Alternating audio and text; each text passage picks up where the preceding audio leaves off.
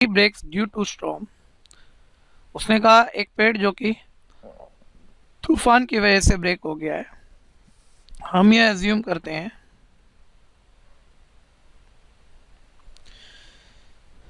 कि यहाँ एक ट्री है जो कि मैं यहाँ पर ए बी लाइन से शो कर रहा हूँ। मैंने एज्यूम किया height of tree is equal A B है। मुझे कहा गया है स्टॉर्म की वजह से किसी पॉइंट से ब्रेक हो गया है।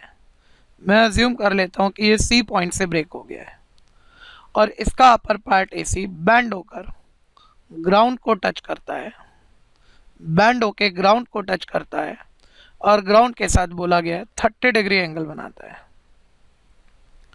ये ग्राउंड के साथ यहाँ पर 30 डिग्री एंगल बना रहा है। फिर मुझे कहा गया है कि इस ट्री का टॉप अब जहाँ ग्राउंड को टच करता है, हम मान लेते हैं अब ये टॉप ग्राउंड को डी पर टच करता है।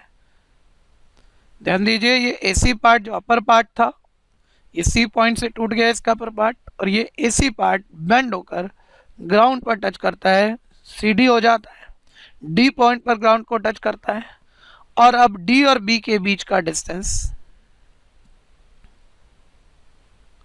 यहाँ पर मुझे 8 मीटर दिया गया है और मुझे कहा गया है इस पूरे ट्री की हाइट मुझे निकालनी है। देखिए पूरे ट्री की हाइट जो कि यहाँ पर ए बी थी,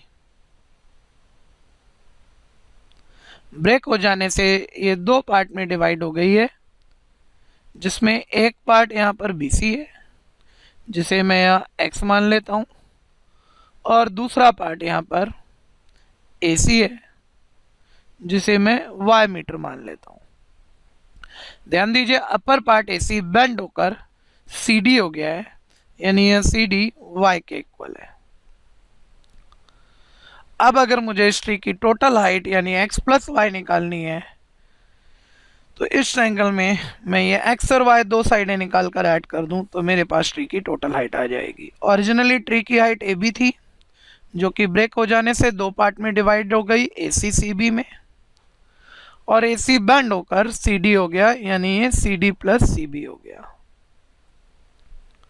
जिसे कि अब हम x प्लस वाई मीटर बोल रहे हैं।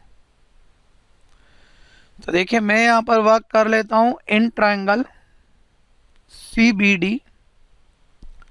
पहले x निकालने के लिए मैं वर्किंग कर रहा हूँ। इस ट्रायंगल में दो इंफॉर्मेशन हमारे पास हैं जिसे हम केस 1 बोलते हैं। केस 1 के अकॉर्डिंग परपेंडिकुलर मुझे निकालना है ऊपर, बेस मेरे पास है नीचे, फॉर्मूला बनता है 10 का। परपेंडिकुलर यहाँ मेरे पास x है, बेस यहाँ मेरे पास 8 है, थीटा यहाँ मेरे पास 30 डिग्री है।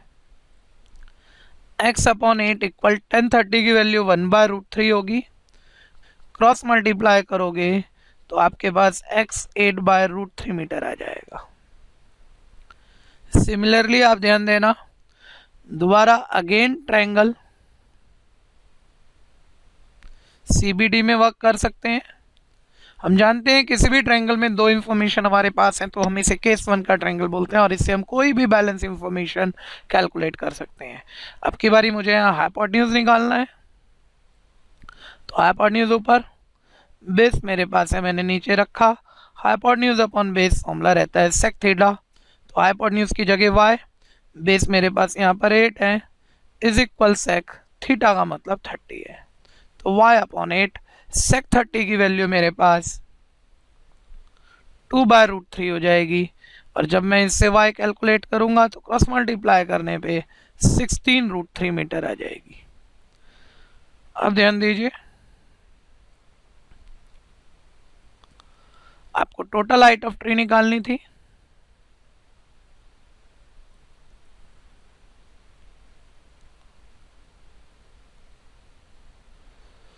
तो total height of tree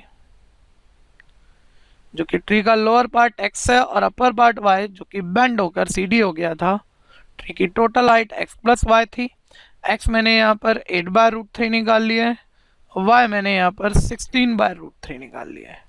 LCM लेकर आप सॉल्व करेंगे, आपके पास 24/√3 मीटर आएगा। √3 से रैशनलाइज करने पर ये 24√3 डिवाइडेड बाय 3 आएगा।